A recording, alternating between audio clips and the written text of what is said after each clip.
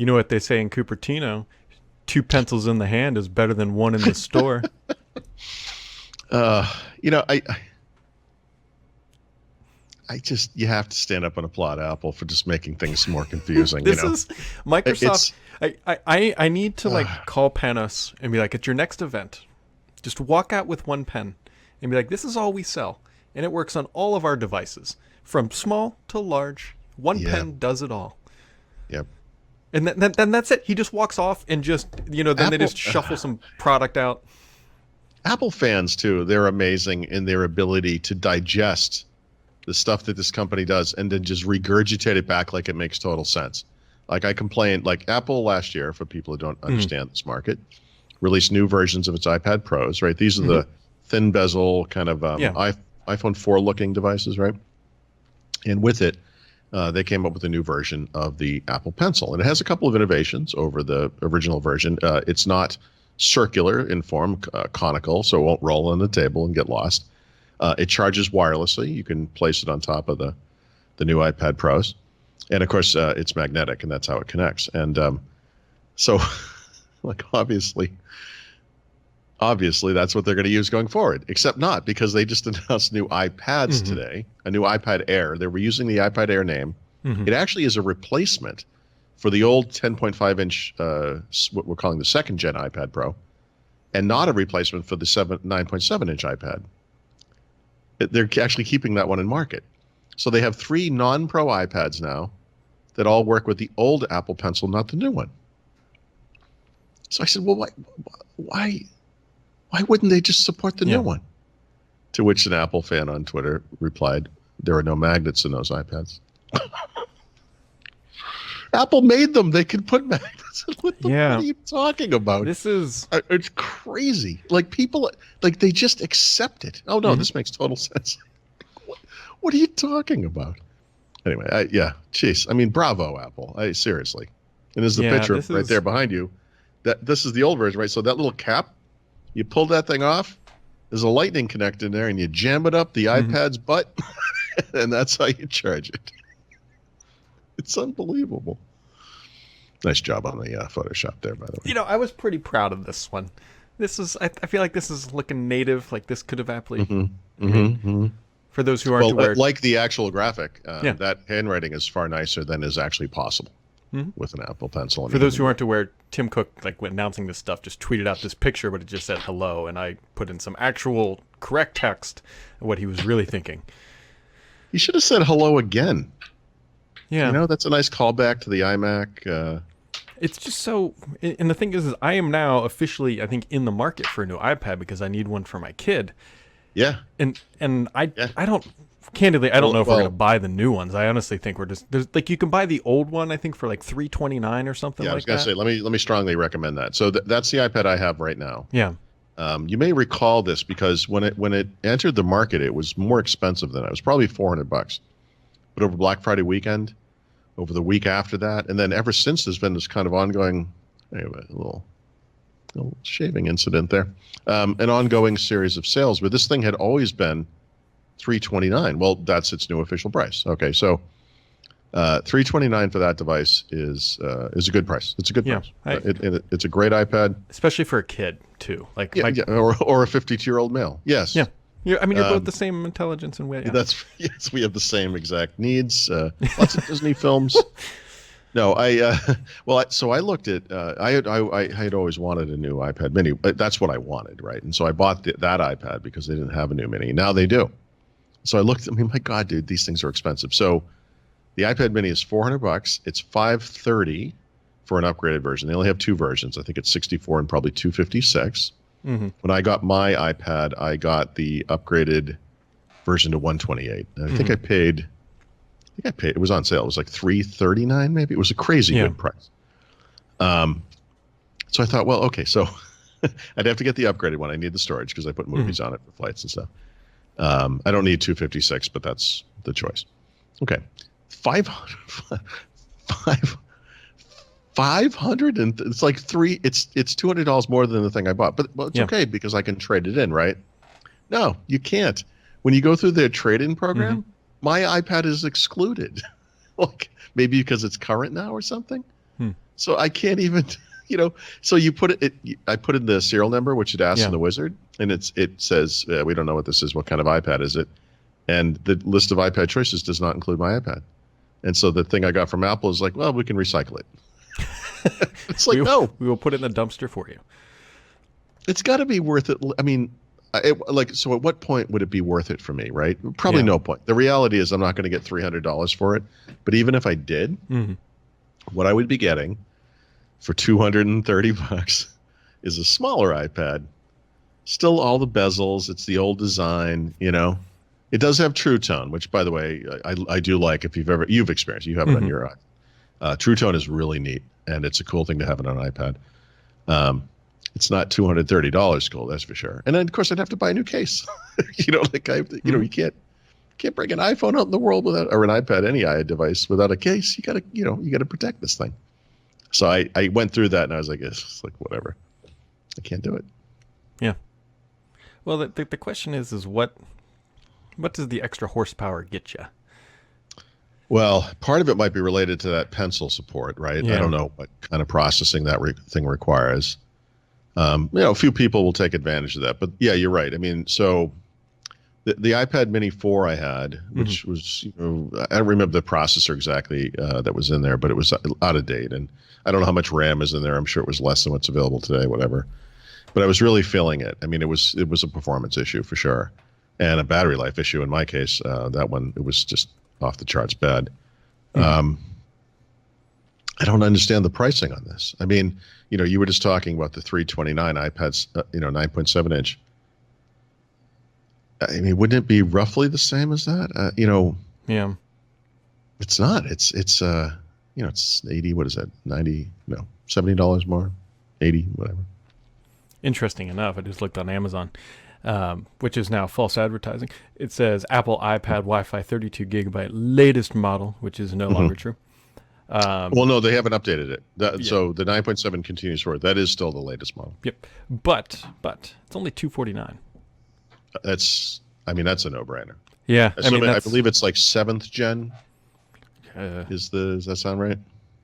9.7. A10. This is an A10 Fusion chip. Did they ever do an A11 in an iPad? I don't know. I don't know. Look, I believe that's exactly what I have. It's great. Well, yeah, it's going to be a modest upgrade over the iPad first gen Retina that we have that has. Yep. Thing is slug. And again, it's for my kid. It's so that we have this little robot thing that she can kind of program, and then the robot does it. And you do it on our iPad. You guys take long car trips, and she could watch movies and that kind of thing. I think it's a good device for her. Yeah. It's unfortunate that we can't use the Surface because the App Store's non-existent. Yeah, especially for that age. That's the rough thing. Well, then that's really the deal, because all of the services that you're going to want on there, the coming Disney service, whatever. Well, yeah, that could be on Windows. Who knows? But you're going to get the broadest choice of stuff there, and you probably have content you might purchase from iTunes or something. So it's a good way to go. It is. It is. So that was a little bit of a Monday surprise, but kind of makes sense, I guess, because they have an event next week, which would have been the logical time to announce it. But supposedly the reason why they're doing this is they want all the attention to be on the new streaming service, which according to the New York Times this morning, by the way, I don't know if you read this, they said that they already have 5 separate shows completely done. Yeah, in the can, Yeah, and a bunch more ready to roll as soon as this comes out. So I realize for a lot of people that was probably good news, they've done something, but how many new shows does Netflix release every month? That New York Times article was notable in that it omitted the fact that Apple has only budgeted $1 billion for. Well, actually, maybe they did mention it in passing. Now that I think of it, for their new content, Netflix last year was $8 billion. This year will be more. They're going to have to really step it up, and it's not about matching what Netflix spends or even matching Netflix output. They have the whole body of Netflix's work from the past several years to deal with too. I mean, it's going to be kind of a hard row for them, unless of course Netflix is involved in their thing and they provide, you can see it in the TV app today, which I kind of don't like, but they're getting toward this notion of what's on, and it's supposed to be cross-service, right? And that is the dream for people for people, right? For normal people, for consumers. Show me all of the AAA blockbuster Hollywood movies across whatever service that are available right now to me, instead of in and out, to different apps. Would be very useful. You can understand why Netflix and Hulu don't want that, but if someone could make that happen, it would be great. Yeah, we will see. They've got to have something, a differentiator.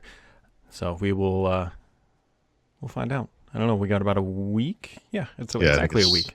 A week, yeah. And then this week we've got GDC, which is happening, and Google has a keynote tomorrow at, I believe it's 1 p.m. Eastern, and it's like 10 a.m. Pacific time, which we should see the unveiling of their streaming service for their gaming, which will be, again, interesting to see what they've got up their sleeve, because just offering that isn't enough, I think, to get people to jump over. They need the IP to make it worthwhile. Or, I mean, the one interesting path for Google and Amazon too, by the way, because these are the two companies we kind of know about that could possibly match what Microsoft is doing in the cloud and with AI to enhance the streaming of games and so forth, is that they could just work as an infrastructure service for others.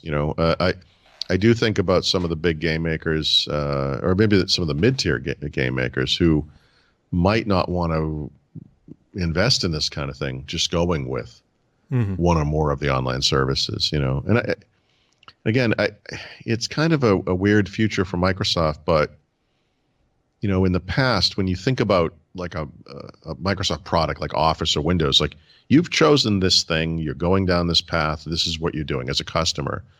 In the future with cloud services in particular, I think there's going to be a lot of split wins where a customer will choose to host on Azure and AWS, and tune what they use based on demand and capabilities at the time, and kind of go back and forth and play them off each other. And it's a different world when that kind of stuff happens, And I know we're all looking for the, Microsoft wins again, or Microsoft, here's how they compete in this market. But I mean, it's likely that some number of companies will see success. In this kind of thing. So we'll see. Google, they're kind of an unknown, but I mean, that's the point. I mean, is we got to understand what is their business model here. We don't know that. We know that they're just building out the tech. Are they intending to go to that? Okay, here's the platform. You guys do whatever you want, or are they actually going to try to become a gaming player? We don't know. I think my guess is they'll try to do both. Yeah. And that their first party stuff will not be successful, but that they could see success as an infrastructure supplier to actual game makers, And look, as the makers of the most popular computing platform on earth, I mean, they have a role to play, whatever it may be. I mean, Android is already probably, but if not, will be the place where most of the games are played, or the number one platform for game playing, however you want to say that. So. Yeah, I mean, they have a role to play. I'm like you. I know. I'm super curious. Yeah. To see what they announce. I'm also curious to see how long they stick with it. If this is another, here's the thing, it doesn't take off right away, and then they just kill it, or they hold this one out. Yeah, but in the same way that services is the future of Apple, is a big part of their future. I think for Google for Google specifically, there is a goal to reduce its reliance on its single biggest revenue stream, which is advertising. And you can see it over the past several years. It literally used to be like 97, maybe more percent. I believe in the most recent quarter, it might have been as low as 76%. If not, it was somewhere around 80%. I don't remember exactly, but it has actually gone down a lot. And the way it goes down is with these direct pay, usually enterprise services, right? G Suite and so forth. This is another, this is for the same reasons we would talk about Microsoft and its future being in the cloud with gaming. I mean, Google sees the potential. Gaming is huge. They see the potential. There's a lot of money there. Well, it's multifaceted too, which is why Amazon buying Twitch was such a smart move. I mean, there's not only the actual playing of it, but just watching other people game is a massive market now, and it's only getting bigger. Yeah, I don't know if you saw my little Xbox thing today, but related to this, I was thinking, because I was one of those people, Mary Jo was as well. Anyone rational over the years could have looked at the Xbox business, and regardless of your feelings about Xbox and the platform, whatever, this is just Microsoft should get rid of this. Like they've never really done well by it, and that opinion was correct, right? So it's not like today you could look back on it and be like, "See, I told you, you guys was," no, Yeah. like they really should have gotten rid of it. It's bizarre to me that Microsoft kept this going for so long. But it's very interesting under Phil Spencer and under Satya Nadella how they have put these things in place that enable this future we keep talking about, right? Everything from, think about something like backward compatibility, which is really about taking games that ran on a completely different and incompatible hardware program and make them run seamlessly, normally, and even a little better on some new platform, which, by the way, is PC-based, right? Yep. This is a step toward a future where those games, when the game maker allows it, could be streamed over xCloud as well. That's what that work plays into, right? Once you've solved that cross-platform compatibility issue and you have a template for how that works, you can bring it forward to the cloud. And you can say that about anything they've done, from Minecraft, which is another cross-platform game, from Xbox Play Anywhere, which is a cross-platform play, to Xbox Game Pass, which is becoming a cross-platform streaming service, right? I mean, it all funnels into this future, and it starts to make sense. Now, no one can go back and rewrite history, right? And say 10 years ago, I told you so. You were an idiot for saying they should have got. This was not part of the plan back then. But as I've said many times, the Xbox One launched in disastrous fashion, and it really caused them to backpedal. But I've never seen a company do so right by we'll call it a platform, as Microsoft has done since then. And whether this is completely Phil Spencer's deal or if it's Satya Nadella deserves part of the credit, whatever it is, I've just never seen anything like it. It's so gamer centric and it's so poised for this future we keep talking about. Yep. The big thing here is that they've effectively figured out an enterprise like model for this service, right? They figured out how to use their massive cloud to make more money, which is what they want from a new demographic. And we'll see if they can execute it in a way that's going to attract people. This is sort of a data point. There are, I think, roughly 64 million people that pay for Xbox Live, right? And we don't know how many people pay for Xbox Game Pass. It's probably very small. It is. I've heard multiple based times on the fact that we have never heard of number. Yeah, it's probably pretty small. But it's primarily an Xbox One. Sir, you have to have an Xbox One. Like, you would be crazy to subscribe if you didn't have an Xbox One. It's an Xbox One service, so we're limited by the success of that hardware platform. By comparison, the potential size of the gaming market is in the billions. And if you can get your platform, in Microsoft's case, whether it's Xbox Live or the game streaming service, which we call xCloud today, out to all of those other device types, you have exponentially raised the potentials, of the audience, the potential size of the audience. And that's why they're doing this, right? And I think they've hit a wall with how successful this thing can be as a standalone console hardware, And that's the point of what they're doing. Yeah, it'll be interesting, as we keep saying, mostly because this is going to be the biggest shift in gaming we've seen in probably, honestly, since the home console. Yeah, I mean, it's here's the way to think of it. It's a lot like Microsoft Office on the iPad or whatever, or Office on mobile in general. In the old days, Office would have been relegated mostly to Windows. I know there was a Mac version, but the Mac version was often kind of a second thought. And you have some audience size there, and it's whatever it is. But now this mobile thing has taken off. It's so much bigger than just Windows. And you don't have to be dominant on mobile like you were on Windows to have an even bigger audience potentially. Plus, you keep users, because there's a transition occurring where people have Windows and a mobile device. And now because they have Office 365, they get to use it everywhere, and it makes sense. Yep. This is going to apply to gaming, too. It's the same model, really. And in the beginning, it will absolutely be better on a console or on Windows. Of course it will. Of course it will. But I mean, the inevitable future is, what I think of as kind of a pure play streaming agnostic service. I mean, but whatever. I mean, it doesn't have to happen overnight. It's not going to, and that's fine. We will see. We shall see. Yeah. When is the Google keynote? Is that tomorrow? Yeah, it's tomorrow at 1 p.m. Tomorrow, 1 p.m. Eastern time. Oh, how inconvenient. That's right. When I do What the Tech, I might have to talk to Andrew about that. Yeah, because you can't let up a good riff session. Yeah. Maybe I'll see if we can do it after. Or maybe we could cover it live. I'll have to ask him about that. All right. You got anything else for today, Mr. Thrat? No, not really. Not really. The Apple thing kind of threw me for a little loop. Yeah. Mostly because I was just so confused by it. I think everyone thought the new iPad was going to replace the iPad. You know, why would you ever think yeah, that? and they had kept the previous iPad Pro in the market along with the new iPad Pros. I thought that was weird, but now this device, the new iPad, the 10.5, actually replaces the old iPad Pro. It's like, what? I don't think. Did we need more iPads? I don't.